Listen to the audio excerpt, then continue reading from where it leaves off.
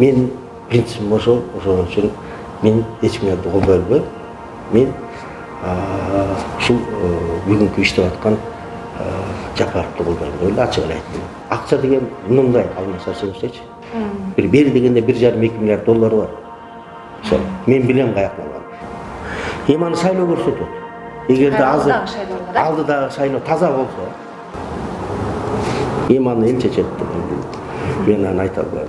Бул революциянын эң биринчи максаты ак үйдүн забору алынды. 3 революция калып келди. Атамбаевдин эски үйүн берилип, Атамбаев салбады. Ошол үйдү бергиле деген. Мына катасы. Эмне кылат Атамбаев үйүн сурап?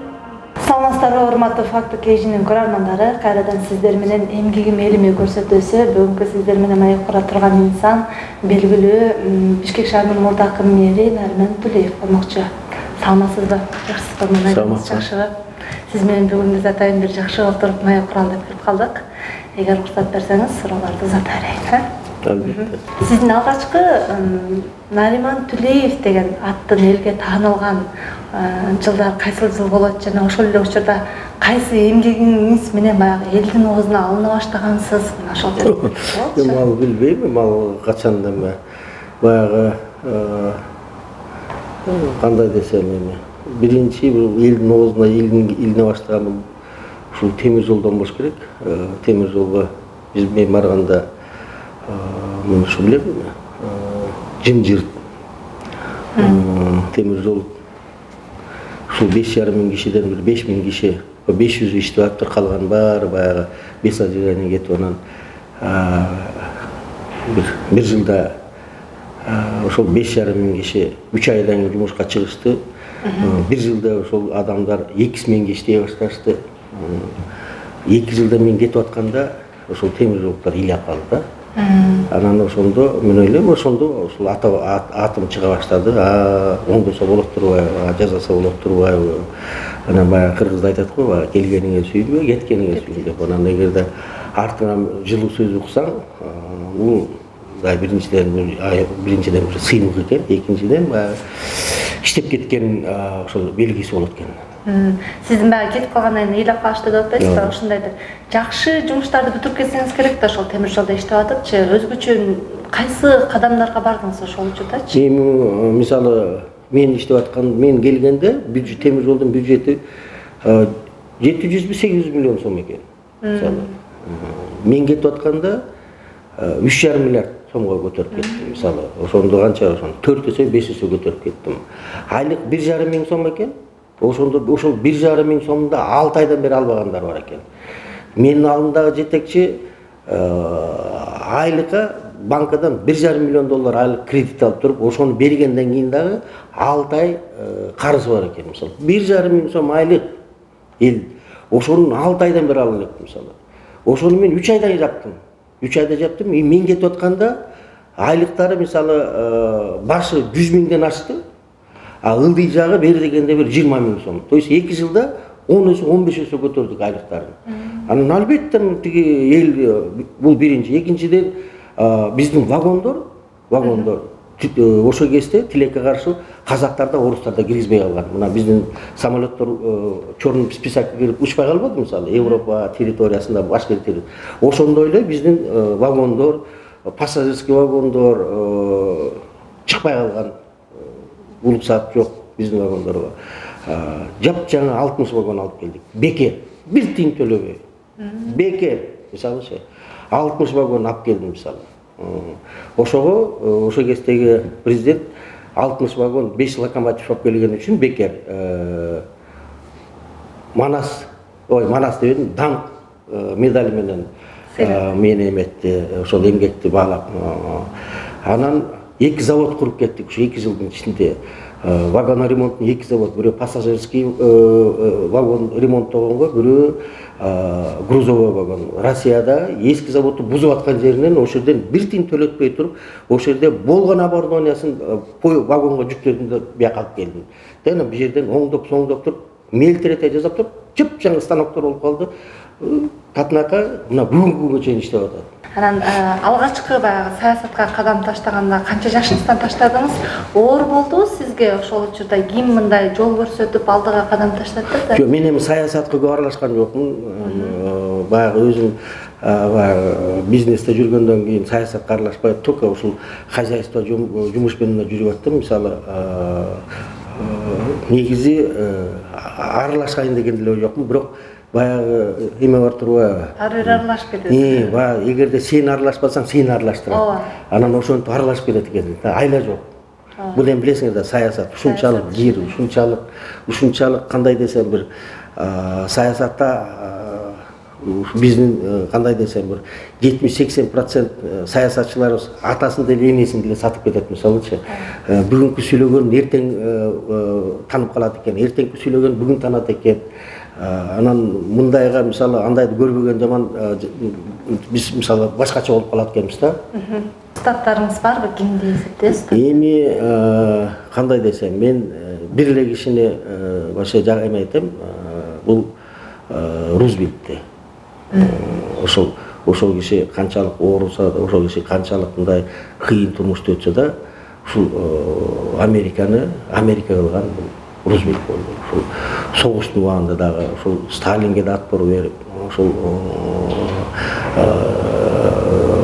английский премьер-министр тиги ким эле ошол кезде премьер-министр ошого да отпор берген бул жалгыз ушул Рузвельт болду. Анан Америка кылган бул ошол жалгыз Рузвельт болду. Анан акыркы учурдагы баягы сизди мэрдин убактылуу милдетин аткаруучу кылып алып келишти, бирок көрдүңүз да коомчулукта ар кандай бир ызычылардан улам баягы кайра баш тартып койдуңуз да. Анан ошол келип баягы мэриянын ичине чейин кирип баягы тополоң салгандар да болуп кетпедиби? Жаман сөздөр да айтылып кетти. Анан кимдин инсандары, кимдин тараптан келдиги биле алдыңызбы? Балким кээ бир айтат да, бул жөнүнө жалданып келген адамдар болчу деп, же болбосо кээ бир айтат, жок, карапайым эл өзү кабыл албай койду дешет. Жок, андай эмес да, өзүңүз эле көрүп атпайсыңар. Мисалычы мен мисалы ошол кезде Facebook, Twitter мисалычы просто жарылды. Мисалычы миңдеген, 100 миңдеген адамдар жазды. Мисалычы куттуктайбыз, ыраазыбыз, келгениңизге сүйүндүк, ана буна деп. Мисалычы эми ал жерде 30-35 эле киши болду, ал жердечи болгончу. Мисалы теңелген жок.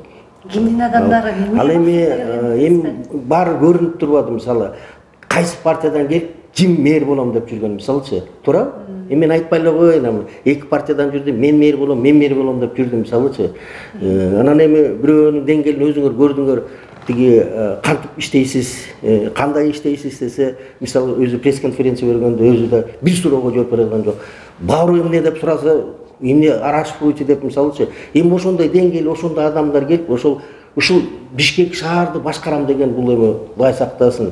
Мен ошого отпор бердим, кирбейсиңер дедим. Силер мэр болбойсуңар, силер кирбейсиңер.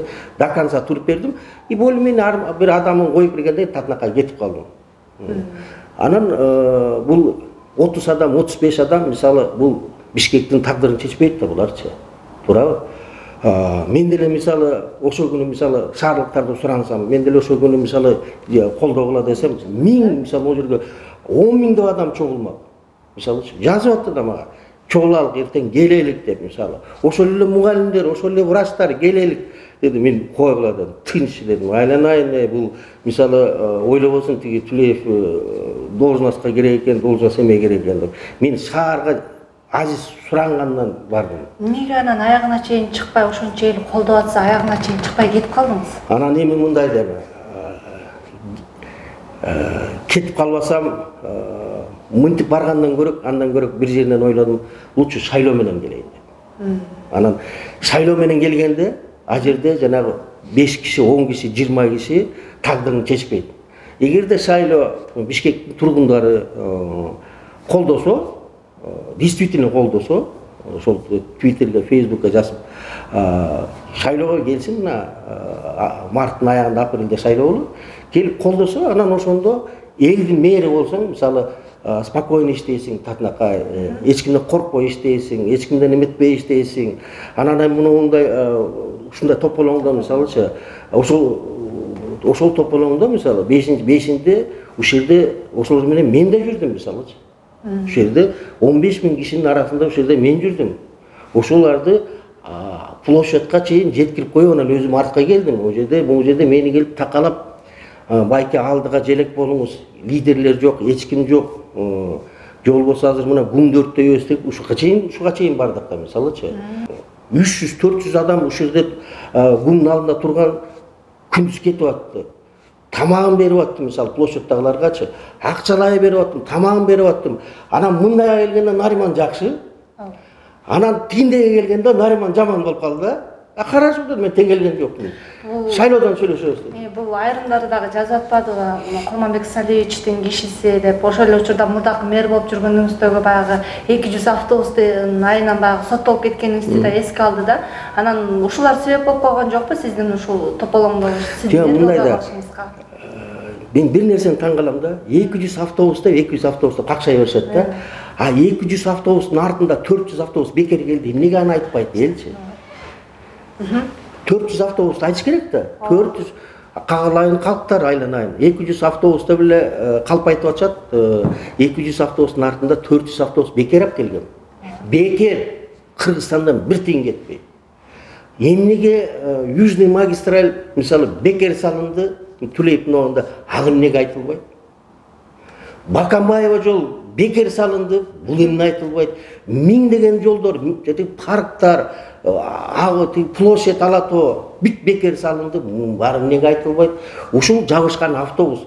Эми азыр жогорку сотко Кудай буйрса Атамбаевдин убагында өзүңөр билесиңер, мына Сооронбай Шариповичтин убагында дагы, Жээнбектин убагында да мисалы мына 3 жыл отурду, 3 жылдан бери каксап келди. Атамбаевдин убагында коррупция көчөдү, Атамбаевдин убагында туурабы? Ушундай экен, тигиндей экен деп туруп, эмне деген гана сөз айтылган жок. Бирок бир гана эң основной ошол узурпация, бийликти узурпация кылды деп айтып атат мисалы Атамбаевда. Бирок сотторду мисалы бирөөнү да көтөргөн жок. Мына Сооронбай Шариповдун катасы бир сотту көтөрүп койгон жок. Бул катасы. Ошол мисалы керектүү нерсени алышты. Ошол билесиңерби? Раиса мына жердеги Горький улица Кулатовадагы үйгө рейдерский захват кылып туруп, Манас Арабаевди келип туруп айттырды. Мага Раиса команда берген деп мисалы сотторго. Калганыбызды мисалы, бир ишибизди көтөргөн жок. Бир ишибизди. Канча жастык, Верховный сотко канча жастык, бирөөнү карабай койду ал убакта. Бул эми туура эмес. Ошон үчүн мен азыр биринчи ушул маселе ошол акталыш керек. Акталышың керек да. Акталышың керек. Эмнеге 200 автобусты карап атасыңар? Бекер 400 автобусты эмнеге карабайсыңар? Эмнеге карабайсыңар? Карагыла да, андай болбойт да. Анан бир свидетельский показания мына сотко алып келебиз мисалы, алып келсин. Эчтеке жок. Мына Сооронбай Шариповдун катасы ошол болгон. Анан буга чейинки мэр болуп келгениңизде баягы интервьюларыңызды карап чыксам, Курманбек Салиевич кыйнап эле мени алып келди эле деп айткан экенсиз. Бул жолкусу болсо Азиз Эмилбекович баягы сураныч менен келдим дедиңиз. Анан бирок ошентсе дагы мурда иштеп бердиңиз да. Кийинкисинде сураныч менен келдиңиз. Анан кыйноо менен эле сизди алып келип атышыптыр да мэрликечи. Анан кыйноо менен кыйналып мындай каалабаган жумушка келип, анан жакшы жыйынтык менен иштөө болобу? Эми мындай да. Курманбек Салиевич алып келип аткан да мени.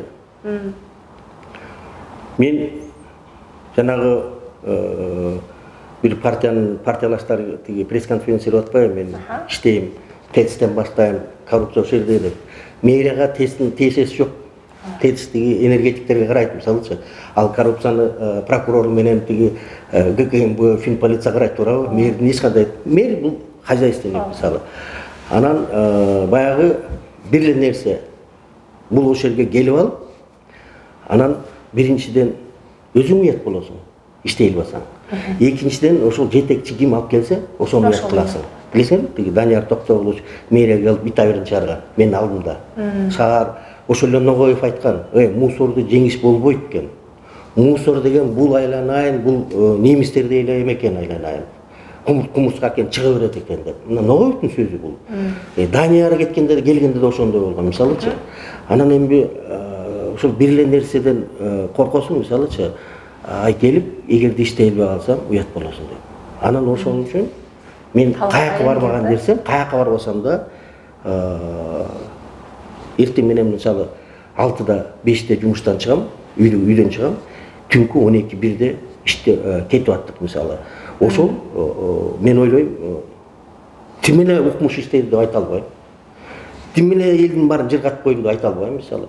Бирок ошол кеткенде кичине эл жылуу сөз сүйлөсө, өзүң ишенип каласың, значит кичине иштеген экен деп. Мен келип атканда, ошондо Гор кеңештин депутаттарына шайланып атканда, ошондо бир-экөө сураганда программаңыз кандай деп. Онда мен айткам, бир ушул английский бир графствода бир эме бар экен да, ушундай жакшы андай десем, келип аткан мэрлерди жым веске салат экен да. Мисалы, анан кетип аткандай веске салат экен. Эгерде толсоң, иштеген жоксуң, жеп ичип кеттисиң дейт да. Эгерде арактасаң, иштептесиң дейт да. Мен мисалы мэрияга келгенде кетип атканда 6 килограмм арактап турмун. Анан мен ойлойм, значит, өзүңүздү таразалап турдуңуз. Мен таразалап көрдүм. Анткени мындай болуп калдым да, арак эми эртең менен 5-те турсаң, түнкү 12-1-де кетсең, анан кышында мисалы уйку жок. Кар жаап атабы, жан жаап атабы, кар жаап атканда мисалы ар бир саатты будильникке коюп коюп, мисалы карайсың күндүз. Кар жаап атса, машинага отура калып уруп барасың мисалы. Биз убакта билесиңер, көчөнүн баары кардан тазаланып калган. Биз ошол кезде жаңы методдорду мен үйрөттүм буларгачы, шаардын иштегендерге. Мен мага чейин антип иштешчи эмес экен. Анан мен зарубежный опыттарды алып, ошолорго ошол үйрөттүм. Анан булар ошого үйрөнүп алышты. Анан азыр ошентип иштеп атышат. Көп нерсеге мен буларды үйрөтүп кеттим мисалы. Мага чейин шаардын деңгээли, мисалы мен көтөрүп кеттим бир планкага. Ошондон кийин ошол планкага азыркылар ошол планка менен мындай баратат да. Жок, көтөрүлө алат билбейм, бирок ошол планкага буга чейин мисалы мусордо унутуп эле жатчу элек го, билесиңерби? Биз бир планкага көтөрүп койдук, ошол планкага аракет кылып атышат мисалы. Бирок бизде мисалы 1 жылдын ичинде 700-800 автобус алып келген эч ким болгон жок мисалы. Анан айтып атпайбы, автобустар тиги талкаланып калды. Ой Кудай арбады, автобус 10 жыл гарантия берет. 10 жыл. 10 жылдан кийин списание кетет.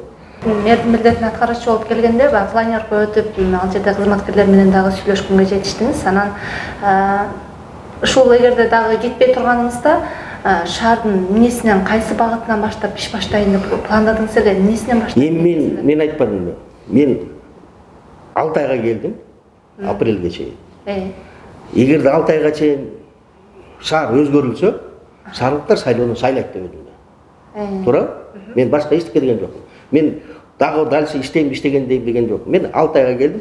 6 айдын ичинде бул мен үчүн 1 жыл болот, анткени мен 24 саат иштеп берейин дедим. 24 саат иштеп берейин, анткени жакшы эле эс алдым.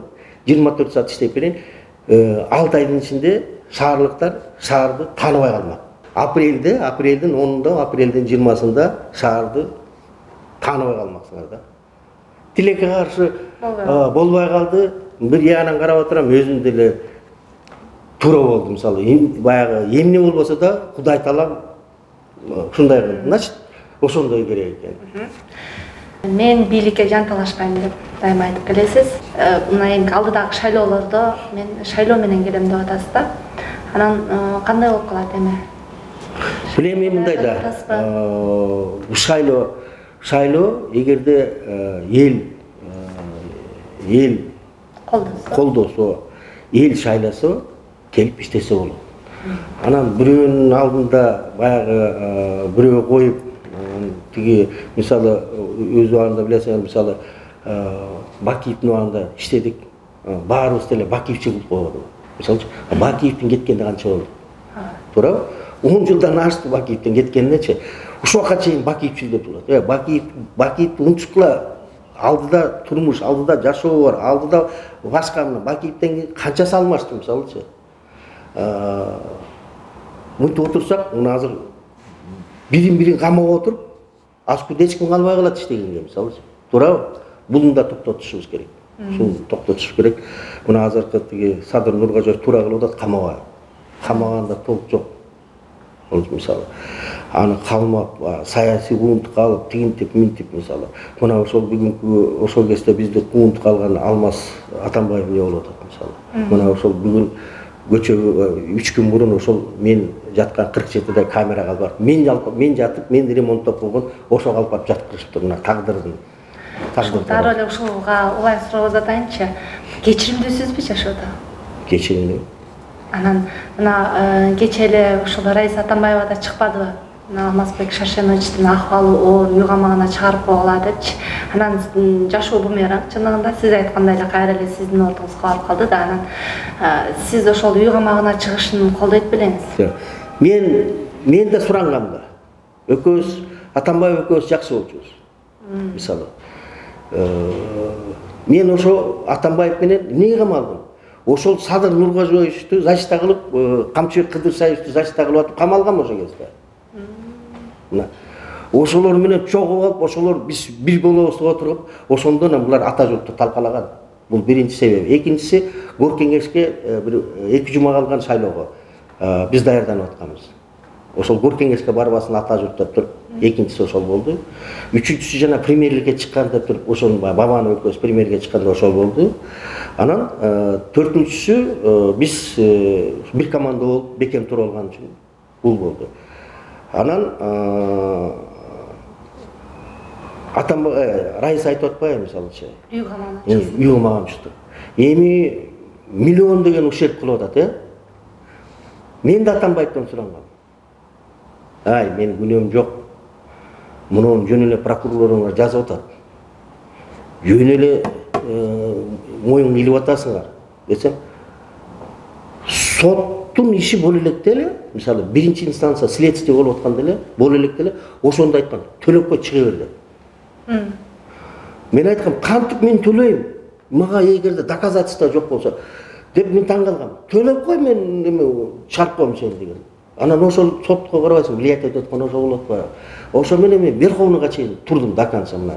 Биринчи инстанция шаардыкы бүттү, анан Верховный бүттү. Анан жанагы эркин 63 миллион деп туруп коюшту. Ошолду меники 18 миллион сом экен. Калган балдар экен. Мен бүт балдарга төлөп бердим. Сиз менен чогуу камалган? Мен менен чогуу Атамбаев камаган, кыйналсын деп туруп 6 баланы келип камап койгон. Жөнө тиешеси жок балдарды. Алып келип камап койгон. Ошол балдарга ар бирөөнө 15 миллондон 17 миллион деп туруп бөлгөн. Ошонун баарын мен төлөп бердим. Мен өзүмө 17-18 миллион сом эле экен, ошол 63 миллондончу мен төлөдүм. Анан менин Атамбаевке да айтып атам. Сен менин кезекте мени кыйнагансың. Төлө. Азыр ал кишини деле эч ким кармабайт. Жана ушерп мисалычы, тесттин ушерби бар мисалычы, бүт мына Атамбаевдин атынан баягы Атамбаев Алмаз Шаршеновичтин бир сөзү бар. Мен баарын ала кетем деген. Туурабы? Бир чыгып туруп, бир киргенде чалап алып кирип кетти. Мына азыр баягы чыгып бешинде чыгып алып, дагы калганын киргизип кетти. Мындай да бул. Анан эми мен мисалы эч кандай буга эмем жок. Бирок калыстык керек, калыстык. Мисалы ошол кезде мени төлөп кой чыгып кет деген. Мен өзүм деле төлөп коюп чыгып кетсем болмок. Бирок мен балдардын баарына төлөп бердим. Мен канча кыйынчылык болсо да бүт балдардын баарын төлөп, баарын чыгарып коюп, өзүм эң артында чыктым. Бу дагы бүт төлөп койсун. Мисалы, жанагы эки тестти берип атабы азыр, дагы көп нерсени азыр мойнуна илишет. Мисалы, көп 17 иш бар. Ошонун баарын акча деген мындай Алмаз Шаршеновичтечи. Бир бери дегенде 1,5-2 миллиард доллары бар. Мисалы, мен билем каяктан алган. Бетине да коюп берген. Кайсы жерде ким бергенин, канчадан бергенин мен самолетте отуруп баарын айтып бергем Алмаз Шаршеновичке мисалы. Ошол экини көп болсо жарымын төлөп кой. Жарым төлөп койду. Балдардын баарын чыгарып өзү да чыгып үйлөрүнө отура берсин деп мен. Сизче саясий куугунтукту айтасыз. Анан ошол эле учурда көптөгөн мүлктөрүңүздү дагы тарттырып ийгениңиз эсибизде. Анан ошолорду кайра кайтарып алууга мүмкүндүк болдубу? Жок, эми ал Кудай буйрса мындай да эми. Ошол кезде булар соттун токтому жок эле базып алышкан. Соттун токтомунда жазылып турат. Конфискация деген жок. Муну биз Москвага Минюске алып барып экспертизасын чыгартып келдик. Мындай жок. Бирок Алмаз команда берип түнү менен базып алган, билесиңерби? түнү менен финпол кирип алып, биз жумушка келсек басып алган, карабак бүт түндү басып алышкан булар. Жөн эле басып алган. Анан команда берген, эгерде булар кирип бирдеме кылса, алып барып камап койгула деген. Анан мен койчу дедим, теңелбейинчи дедим. Жаман оокатка темелбейинчи деп туруп акырын деп койдум мисалы. Анан эми ошо кезде мен пресс-конференцияда айткам. 7 метр мына дагы бир айтып кетейин, айтпайын дедим эле. Ошо кезде мен ошол ФГИнин министрлери болуп сентябрь канал бекен, же жалбыракпы, же сентябрь ошондо айткам. Мына мен бүгүн силерге бүгүн түнү мен атамдын анткени атамдын оокаты болчу. Атамдын кепинин кирип алдыңар, көрүнө кирдимде кепинин алып кеттиңер рахматтар дедим. Бүгүн мен силерге жеткирип бердим. Ак үйгө алып барып туруп 7 метрин айыртып таштап бергем ошондо. Атамбаевка берип койгула да, баарыңар бөлүп алгыла, баарыңарга жетет дегем. Мүлкүңүздү тартып алгандан кийин. Түнү кирип алып алганда. Баарыңарга берет, мына ак үйгө бир тууганым алып барып туруп, ак үйгө кирип туруп таштап койгон Атамбаевка берип койгула деп муну. Анан бүт балдар менен бөлүп алсын, ушул ким ушул кылса бөлүп ала деп. Ошонун баары бүгүнкү күнгө чейин соттолду. Бирөөсү калган жок. Анан дагы бир тамашалуу кебиңиз бар экен, бийлик аялдан да таттуу болот депчи. Бийликти сагындыңызбы? Жок, наоборот, мен кандай десем, бул бийликтен башка да турмуш бар экен да. Көп эле бийлик деп жанталашып жүрөт. Анан бул бийлик деген, мисалы, мен ушуну мэриядан кеткениме 10 жыл болду. Ушул система мени кой бере электи ушуга чейин, кармап турат. Ушул бирок ар бир кагазды туура эмес коюп турсуңар, буга туура эмес кол коюп турсуңар, тузду суду деп туруп ушул система кой бербейт экен да. Ушул чатак экен да. Ата бийликтен башка сонун турмуш бар.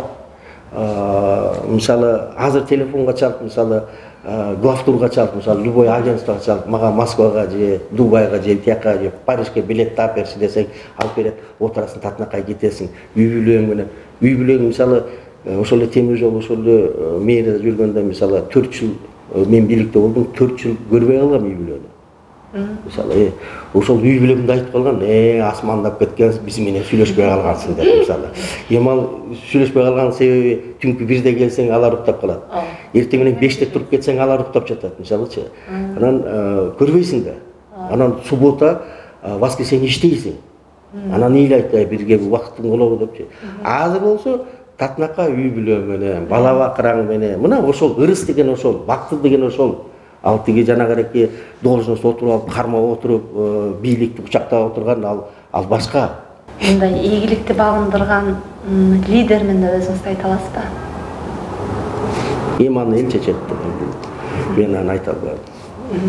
Жашоодо мисалы ийгилик менен кошо баягы кыйынчылыктагы эри шаркак жүрөт эмеспи? Анан бирок сиздин дагы ушул басып өткөн кыйынчылыктарыңызды көрүп отуруп, анан өзүңүз мындай кандай ойлойсуз? Ушул саясатка келип алып, ушундай бир туура эмес иштерге аралашып кеткениңизге өкүнгөн учур болгонбу? Жок, эми мындай да, мен баягы эгерде өзүм жумшак болсом, өзүм мисалы кээбирки саясатчыларга окшоп мындай чынды айтпай, мындай гибкий болуп, мындай хамелеон болуп, тигинти мындай болсом, мен эч качан камалмак эмесмин. Мен буларга окшоп эле бүгүн бир батинкени кийип, бир күн бир батинке кийип, мисалычы, өзүңөр деле көрүп атасыңар, мына карагылачы, эмне болуп атат мисалы саясат азырчы, жанагы айтып атпайбы, элитабыз деп. Эми карап койчу, элитаны. Ак жол болчу. Ак жолдон кийин СДПКнын батинкесин кийишти. СДПКдан кийин Биримдиктин батинкесин кийди. Эми болсо азыр тиги Садыр Нургажоевдун жанында жүрүшөт. Уяттар вообще уят муну беттеген жок экен булардачы мисалы. Анан мына 5-inde 6-сында муну тополоң болуп атканда булар мисалы дүкөндө батинке калбай калды да, алмаштырып атчы булар. Мисалы өзүлөрү деле шай болуп калса керек. Мисалы мен биякта карап отуруп, мындай эле күлүп отурдум. Улам биякты бир кие калат, бир биякты келет, бир бияк. ошонун үчүн эми Кудай сактасын ушундай кылса, шундайдан ушул биздин ушундай саясатчылардан. Ошонун үчүн ушу мамлекетибиз ушинтип ит болуп атат. Ошон үчүн элдин баары ушул бийликте отурган баары акмаксыңар, итсиңер деп туруп ошол сөзгө калып атабыз да. Негизичи ушул батынки алмаштырчы адамдардан. Негизинде жашоодо кандай жетекчисиз?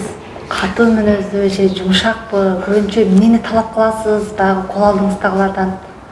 Мен эми кандай десем, мен өзүмө кандай требование койсом, элге ошондой требование коем. Өзүңүзгө кандай талап? Өзүмдү айтып атпайм. 5-те туруп кетчимин, түнкү 1-де үйгө келчимин. Мисалы, өзүм аячы эмесмин. Но чачым ушул шаардан түшүп калды мисалычы. Агарганы дагы, түшкөнү дагы ушул шаардан түшүп калды мисалычы. Анан бүгүнкү бийликке карата өзүңүздүн көз карашыңызды айтыңызчы. Бүгүнкү бийликтен эмне кемчиликти байкап атасыз же эмне жетишкендикти байкап атасыз мына төңкөрүштөн кийинкиси? Эми бул бийлик жаңы эле келип атат да. Анан эми бул балдарды, бул жигиттерди мен алыстан тааныбайм, алыстан эмес, мындай жакындан жакшы билем. Бул анан ошон үчүн мен бирдеме деп айтсам, менин мнением субъективный болуп калат да. Анткени мен Садыр Нуркожоевич менен ошол эле Камчыбек Кыдыршаевич менен ошол эле талант менен чогуу отурганбыз мисалы. Бир нан бөлүп, бир тамак жегенбиз мисалычы. Анан мен мындай дейм. Менин максатым жардам бериш керек. Каталар болсо айтып атам, мына жерден катаңар кетип атат. Кайсы каталарын айттыңыз? Эми болуп атат да каталарчы, мисалычы, болуп атат каталар. Ошол каталарды эми ал мындай айтканга болбойт. Мен айтып атам, мына жерден кичине мынтип баратасыңар, оңдогулап жериңер кичине мындай деп ачык отуруп алып мындай айтсам, айтам. Айта элексиз. Айтып атам. Публикага айтыш болбойт эми аны. Өзүнчө. Ал мындай тиги как бир тууган катары мындай айтып атам. Мындай кылсак болот, мындай кылсак болот. Мындай кылсак оңолобуз, мындай кылсак тиги орустарды мындай кылсак болот, башкаларды мындай кылсак болот деп албетте чогуу отуруп мындай бөлүшүп атабыз. Ошол 4-октябрдагы көтөрүлүш максатына жеттиби учурда? Эми аны шайлоо көрсөтөт. Эгерде алдыдагы шайлоо таза болсо, мына көрбөдүңөр шайлоо кандай болду. Эми эки партия 95 мандатты бөлүп алыш деген бул эмне? Туурабы? Ар бир голосду 2000 сомдон сатып алды. Мына Кудай табам, мен аралашкым келген жок. Бул бир. Экинчиси, мына азыр келатсам, Ак үйдүн забору алынып атат. Туурабы? Мына Ак үйдүн забору алынып атат. Бул бийлик менен элдин ортосуна жакындык. Мына бул эмнени айтып ататса, эмнени айтып атат баарыбызга да. Бакиттин убагында, Акайдын убагында да, Бакиттин убагында, Акайдын убагында салынган забор. Акайдын убагында да заборду аттап түшкөндөн кийин Ак үй алынган. Бакиттин убагында да заборду жана танкалар менен сүзгүлөп атып бийлик алынган, туура? Мисалы, эми да ошол забор сүзгүлөп атып, забор бийлик алынды. Эми болсо забор жок, эмнени алат эми? Бул биринчи, экинчиден, үчүнчүдөн бул мына бийлик ачылды баарыңарга. Пожалуйста, мына кире берсеңер болот деген сөздө, мисалычы. Туура эле негизи алган. Бул эң туура. Мына бул революциянын эң биринчи максаты Ак үйдүн забору алынды. Мына 3 революция калып келди. Ушул заборчу. Мына бүгүн алынып атат, мен ошол жерде карап отуруп ыйлагым келди. Мына эми мына максатына жетти. Ак үйдүн забору алынып атат. Анан дайыма сиз айтып келесиз, бийликке мүмкүнчүлүк бериш керек депчи. Анан мына бизде Сооронбай Шарипович кетип атканда дагы аягына чейин эле мүмкүнчүлүк берсек болмок деген дагы ой пикирлер айтылбадыбы? Сиз кандай карадыңыз? Эми ал мен ортодо ал күнү ошол күндөрдө мен да ортодо посредник болуп аттым. Посредник болуп баягы тиги тарабына да, бул тарабына да жолуктум. Бул биринчи, экинчиден а киши айтпаш керек болчу. Мен кетем деп. Өзү айтып алган. Мен кетем деп. Мына мен сиздерге муну эч ким айта элек. Мен сиздерге мисалы мен как нейтрал мен ошол переговорлорду тиги сторонада айта албайт, бул сторонада айта албайт. Но мен биякта туруп мен силерге айтып берсем болот да. Ошол 5 күнү түнү соода болгон мисалы. Сооронбай Шарипович мен кетем. Мага Атамбаевдин эски үйүн бергиле, Атамбаев салбадыбы? Ошол үйдү бергиле деген. Мына катасы. Эмне кылат Атамбаевдин үйүн сурап? Үй жок буга кишигечи. Туурабы? Албы анын үйдү. Ошол үйгө көчүп келет азыр жакында. Бул мен туура эмес деп ойлойм. Анткени салган хан сарайынабы? Атамбаев салган резиденцияга салган жанагы сарайына бул туура эмес деп ойлойм. Бул эң биринчи катасы, Сооронбай Шариповдун эң биринчи катасы ошол үйдү мага бергиле деген катасы. Бердиби Садыр Нуркожоевич? Эми аны билбейм, берген жокпу, бирок ошол үйдү бергиле, эксти калтыргыла, бүттү мен бошотуп берем деп туруп 5 күн айткан. Анан бир күндөн кийин эле жок, мага кайра тиги 2 ай бергиле тигүү деген ушундай болуп кетти да, оюм болуп кетти. Анан ал кишинин ошол эң биринчи катасы кетем деп алган сөзү. Туруш керек болчу, кетпейм. Мен башында эле ошентиш керек болчу. Өнөрбек Бабанов, мен Садыр Нуркожоевичти колдойм, өзүмдүн талапкерлигимди көрсөтпөйм деген ой пикирин айтып атты. Анан айрым саясатчылар биригип колдой баштады деген баягы талкуу жүрө баштады.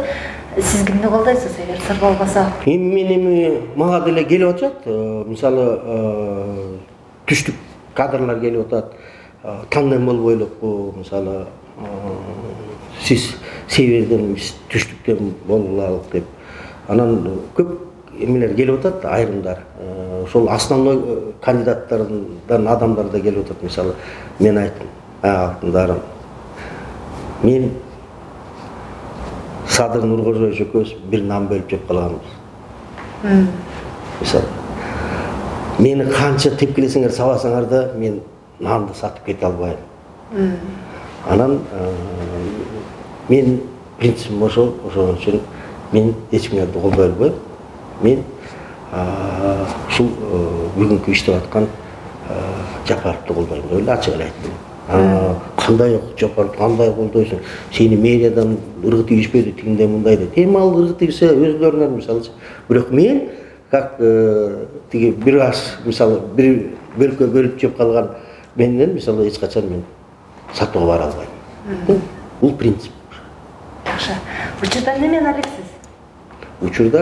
Учурда бала бакыра менен, тууган туушкандар менен бизнес кылып ошол оокат кылып атабыз. Жок, рахмат сизге, жакшы маегиңиз үчүн ыраазычылык билдиребиз. Ушуну менен бүгүнкү көрсөтүү соңуна келип жеттик. Кайрадан амандашканча саламатта туруңуздар.